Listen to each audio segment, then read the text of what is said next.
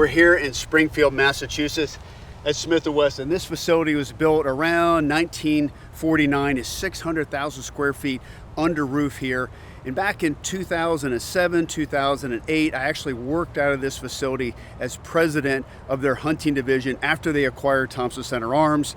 And I was an ambassador for Thompson Center all the way until they shut the product lines down in 2021. And I'm honored to say that now we've reacquired the business. We're moving everything back up to New Hampshire.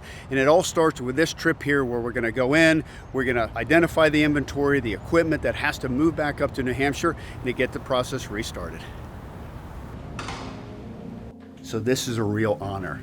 So we're in the center of Smith and Wesson downstairs. They call this the print shop. It actually used to be an old print shop. And this is where they archive a lot of the historical guns, their prototypes, their one-offs. And Smith really did a good job on aggregating all the old Thompson Center products over the years. And this is where they're all stored.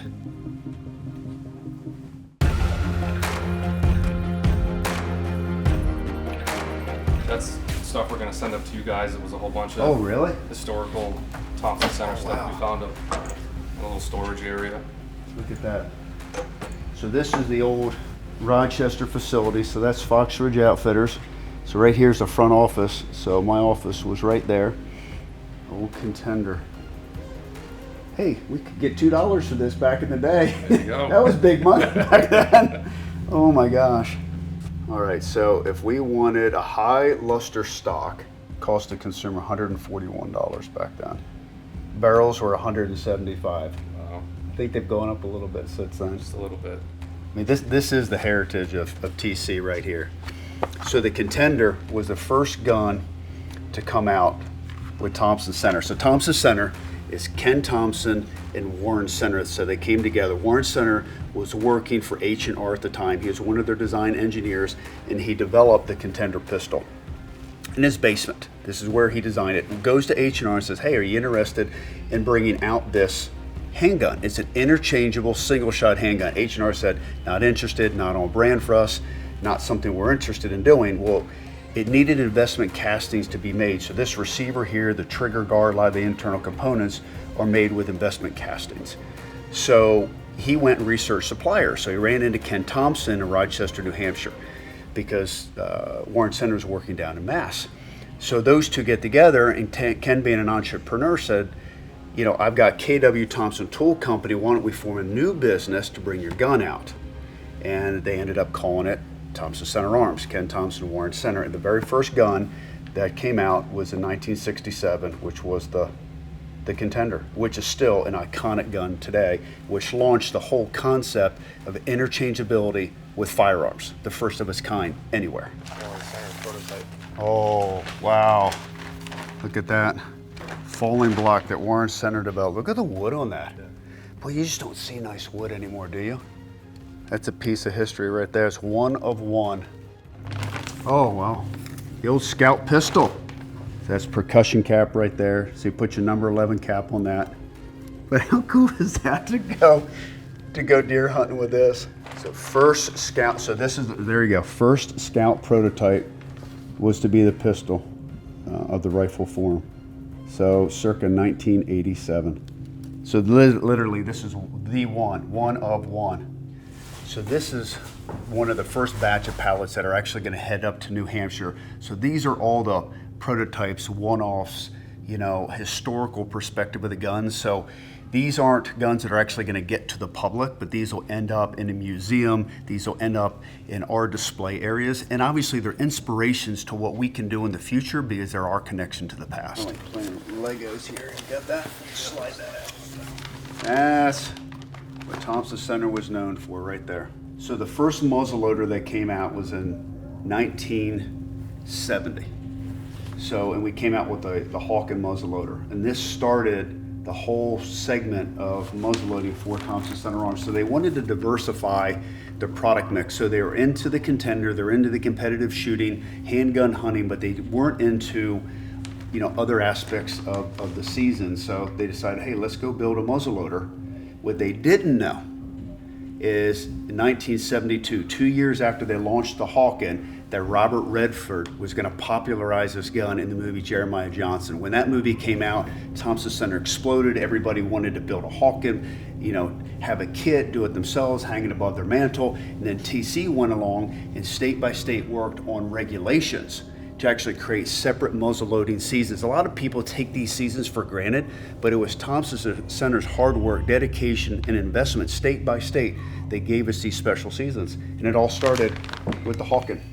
Look at what we're gonna find here. Oh, one of the original contenders. Literally the original contenders. Circa late 1960s. Look at that with a Cougar on the side. You can just tell the fore end and the grips, how those have changed over the years. The beauty of this gun back then is you could go from rim fire to center fire. So the original ones had this sliding bar here. They didn't have the twist on the top.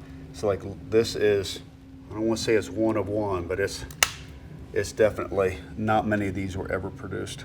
I could spend all day going through these historical guns, but one of the primary purposes we're here today is actually go into the warehouse area, into manufacturing, and go through all the other raw materials, work in process, and parts and assembly lines that have been archived now and staged to head back up to New Hampshire. So we're going to leave this fun area in the print shop and head out on the manufacturing floor. So we'll head out to the factory.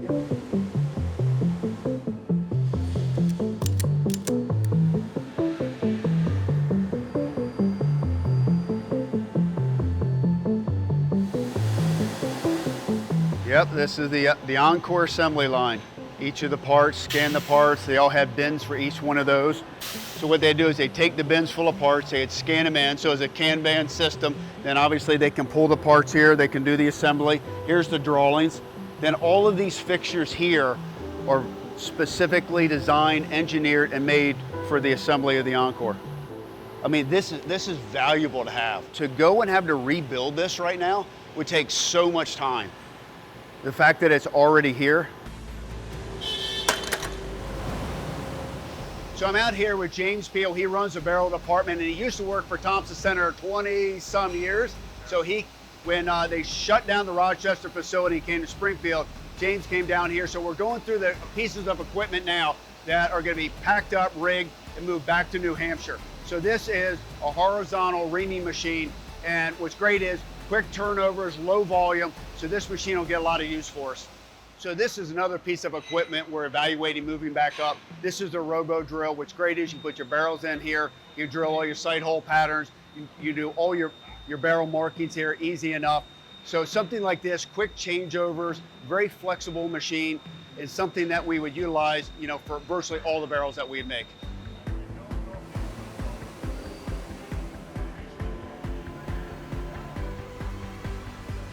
So we're already starting the equipment move now. We had 4 Haas CNC machines moved up yesterday.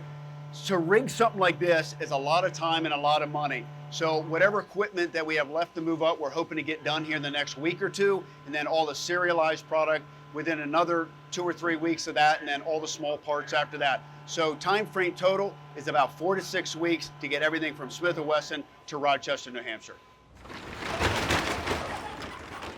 These are raw castings right from Thompson Investment Casting. See, they're not machined at all. Literally, these are just straight out of the casting mold. So these have a lot of operations left, but very valuable, the fact that we have something to work from. And we've got various stages of things. We have parts that are partially machined and then fully machined as well. So basically you have Oh yeah. shotgun blanks, anywhere from the 20 gauge to 12 gauge, smooth bore, Yep. rifled, Yep, all the way rifled. carbon steel, stainless steel. Got 'em all. They're all 7 of these totes have a different model. Right, so all the bore work's been done on this. Bore work's been done. Yep. That's a purchase blank. Yep. Finished. Fantastic. Oh good, these are So already ready to go. those are more shotgun blanks. More shotgun blanks. So in these 2 trailers, so here, all of these are Encore barrels in various stages, whether they're blanks, whether they've already been decorated, they're ready for sights and lugs and what have you. So we have an opportunity to get some product into the marketplace here this fall by just utilizing this working process. Now, once it comes to New Hampshire, we got to go through everything.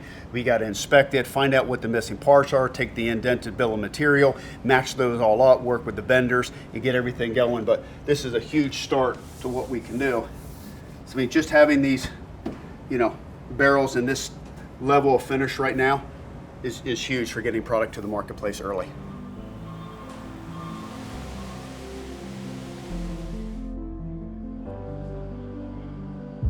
So these are compass barreled actions. So these are all serialized right here.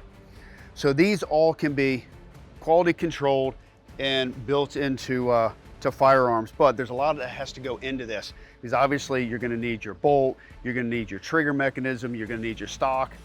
So even though this looks like it's close to being finished, there's still a lot of mating parts that have to be figured out. But the good part is we have a great barrel, we have a great receiver. So, and this one here is 30-06 long action. I mean, these are ventures here, these are compass, these are all barreled actions. So still work that needs to be done to build these into guns, but there's a lot of value here, and if nothing else, a time savings to get product to the marketplace.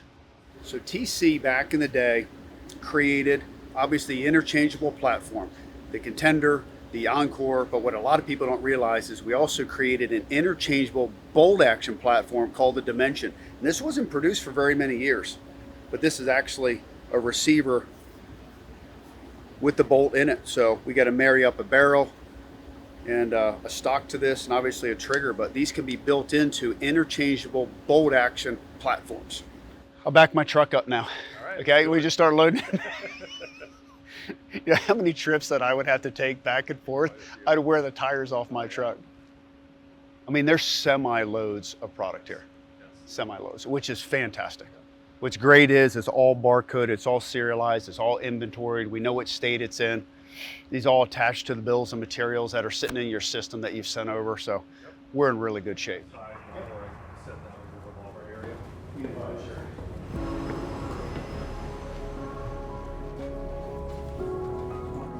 I guess I could have turned the corner myself and said hello, but how you been? Good, how are you? Excellent. Excited to be down here. Good. Things are starting to move. Yeah, that's good to hear. Equipment came up yesterday, some serialized product, and we're getting ready to go down here on the floor and see all the rest of the stuff. I appreciate you pulling it all together. Absolutely. Your team has been fantastic. They really have. Yeah, good. I thank you. Glad you guys are able to, take the brand and bring it back to what it was. So. The reception on social media, in the marketplace, and customers calling is fantastic. That's awesome. Well, you were a good steward to the brand, I can tell you that. I appreciate that. Yeah. So. But I appreciate you allowing me to take ownership back and take it to the next level. No, absolutely. So it'll be good. I appreciate it. Just want to say hello. Absolutely. I'm going to go get my hands dirty, pack some boxes up, and get things ready to head back up north. Sounds good. What an incredible trip. There's so much opportunity with bringing all this stuff back to New Hampshire. I have some lugs here for the Encore we're going to do some testing with. So tomorrow we head up to Thompson Investment Castings. We just had some equipment offloaded, some new guns that have come in, and we're going to start our lug testing on the Encore so we can get some new product in the field this fall.